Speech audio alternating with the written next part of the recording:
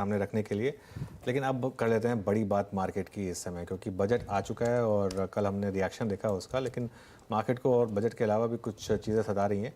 लेकिन इस समय मार्केट किस तरीके से पोजीशन है, और अगर आप एक आम इन्वेस्टर हैं जिसने स्टॉक मार्केट में पिछले साल अच्छा पैसा बनाया है और इस साल आपको थोड़ा डर लग रहा है मार्केट को देखकर, तो डरिए मत। हमारे साथ एबेकस एसेट मैनेजमेंट के फाउंडर सुनील सिंघानिया मौजूद हैं। इंडिया के बेस्ट नोन फंड मैनेजर्स में से एक। काफ़ी पैसा इन्होंने अपने इन्वेस्टर्स के लिए बनाया है, पहले जब म्यूचुअल फंड में थे तब, और अब जब ये अपना पीएमएस और एआईएफ चला रहे हैं, दोनों में उसमें काफ़ी पैसा इन्होंने अपनी एआईएफ में जनरेट किया है। सुनील जी, गुड मॉर्निंग, शुक्रिया जुड़ने के लिए। सबसे पहले तो हमारे साथ मार्केट में कल बजट एक साइड शो बनकर रह गया, क्योंकि एक मार्केट को बड़ी चिंता सता रही है अदानी ग्रुप स्टॉक्स में, और वहाँ पर क्या हो रहा है उस पर हम बात करेंगे। लेकिन इस समय आपका व्यू क्या है बजट को लेकर खास तौर से, और किस तरीके का रिएक्शन आपको लगता है कि मार्केट को एक्चुअली दिखाना चाहिए प्योरली बजट के पॉइंट ऑफ व्यू से? गुड मॉर्निंग अनुज, आपकी टीम को और सीएनबीसी आवाज के सब दर्शकों को। आपने सही कहा। आई थिंक बजट थोड़ा सा एक ओवर शेडो हो गया because of non fundamental reason. लेकिन अगर आप बजट देखिए तो बहुत ही एक पॉजिटिव और एकदम बैलेंस बजट था। हम इसको कहते हैं कि चार ऐसे, उसमें से एक थोड़ा सा बैकग्राउंड में चला गया है। एक तो बहुत ही सिंपल बजट था, बहुत ही शॉर्ट बजट था। कोई इसमें लंबी चौड़ी कोई खाली अनाउंसमेंट्स के ऊपर ही फोकस था। स्ट्रक्चरली बहुत ही अच्छे इन्होंने अनाउंसमेंट्स किए, और स्माइलिंग बजट था थोड़े टाइम के लिए। उसके बाद तो ऑब्वियसली नॉन फंडामेंटल रीजन जैसे हम सब जानते हैं उसकी वजह से बाजार ऊपर नीचे हो गया। बट अगर आप बजट को मानी, काफी चर्चा हो चुकी है बजट पे, तो मैं ज्यादा पे समय नहीं लूंगा। बट जो डर था कैपिटल गेन का, उसमें कुछ नहीं आया। इनफैक्ट अक्रॉस द बोर्ड सभी को इनकम टैक्स में रियायत मिली है, छोटे से छोटे इंडियन को और एचएनआईज को, सबको रियायत मिली है। तो उससे कंजम्पशन थोड़ा सा बढ़ेगा, थोड़ा सा इन्फ्लेशन का जो इम्पैक्ट है वो कम होगा।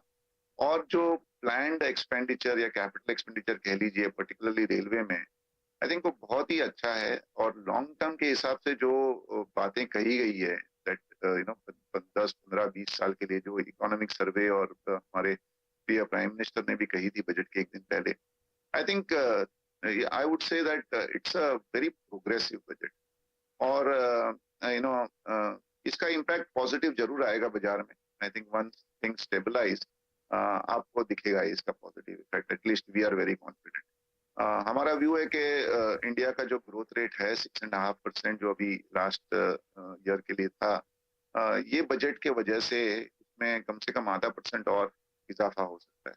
और जो नंबर प्रेजेंट किए गए बजट में वो बहुत रियलिस्टिक है। इनफैक्ट हमें लगता है कि we will exceed the projection as far as revenue is concern. जैसे पीएसयू से डिविडेंड सिर्फ 43-44 थाउजेंड करोड़ का है। आई थिंक उससे कहीं ज्यादा आना चाहिए, स्पेसिफिकली बैंक से। और इवन डिसइन्वेस्टमेंट का टारगेट बहुत ही छोटा है। और टैक्स कलेक्शन भी सिर्फ 11-12% का हमने ग्रोथ रेट पकड़ा है, which is almost equal to the nominal GDP growth rate. तो बहुत ही रियलिस्टिक और प्रोग्रेसिव बजट। रियलिस्टिक और प्रोग्रेसिव बजट। एक सेक्टर जहां थोड़ी निराशा हुई सुनील जी, वो है लाइफ इंश्योरेंस सेक्टर, और ख़ासतौर से पोस्ट कोविड जो इस सेक्टर ने एक थोड़ा सा एक बड़े सेक्टर्स में एक अपनी शुमार की थी, उस पर काफ़ी कल झटका लगा है। और एक तो वो जो टैक्स पर्पस को, ठीक है मैं मानता हूँ कि उसको प्लग करना बहुत ज़रूरी था फाइनेंस मिनिस्टर के लिए, लेकिन इन जनरल भी अब जो नई स्कीम है उसमें एग्जाम्पशन नहीं है, तो एक उससे भी थोड़ा सा एक अट्रैक्टिवनेस कम होती है सेक्टर की। लेकिन आप इसको क्या नीजक मानते हैं, बाइंग रिएक्शन है, या फिर अब इस सेक्टर को थोड़ा अवॉइड किया जाए? आपने कहा ये सेक्टर का नाम है लाइफ। आई थिंक इसका मेन ऑब्जेक्टिव है लाइफ का प्रोटेक्शन। और लाइफ के प्रोटेक्शन के दायरे में आई थिंक पर्टिकुलरली जो अल्ट्रा एचएनआई है, वो एक इसमें आई वुड नॉट से बट प्लानिंग थी, जिससे थोड़ा उनको टैक्स में बेनिफिट हो रहा था। आई थिंक उसी को प्लग किया गया है। पहले भी ये किया गया था, पहले लिमिट थोड़ी ज्यादा थी, उसके बाद में अभी इस टाइम 5 लाख कर दी है।